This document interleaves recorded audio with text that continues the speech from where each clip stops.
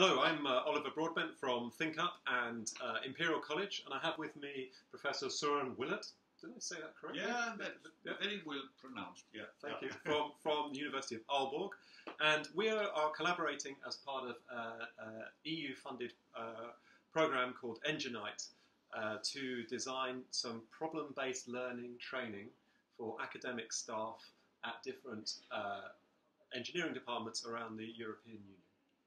And the program was designed originally because it was felt that engineers coming out of schools, especially in Greece, but that goes for a lot of places, are a bit lost about how actually to do things. They may be very knowledgeable in their heads, but how to be professionals in action.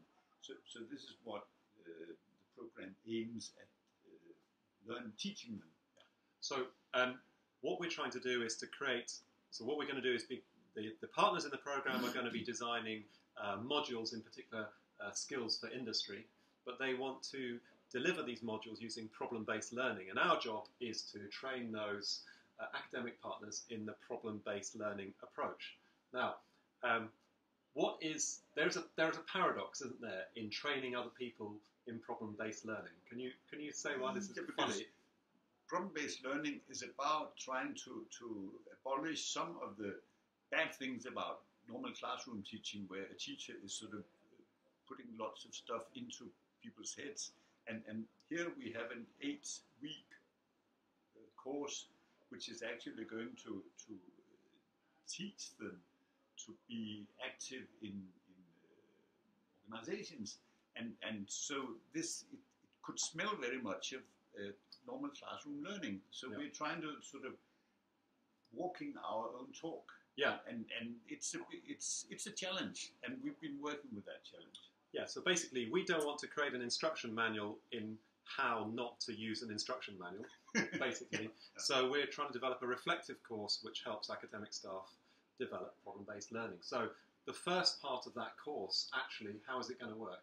Well, we're going to do what we call a pre-training in order to learn about the students, that means staff members' needs, by having them experiment in an action learning way with being more problem-based according to where they are already, so that we can know something about where do they stumble, where do they want something, what are their level of ambition in being PBL and so on. So that makes it easier for us to collaborate with them on starting from where they are. Right, so by running this pre-training, we'll get lots of information on what they already understand about problem-based learning, and then we can structure the ongoing training based on their existing understanding. Yeah. And then in the 3-day training that we're doing with them, what sort of thing will we be covering? Yeah. Day 1 is based on saying, well, what did you learn during the pre-training? And to make the groups work together about what are our needs, and ending up actually saying, what do we want to get out of this 3-day course? What are our learning needs? Yeah.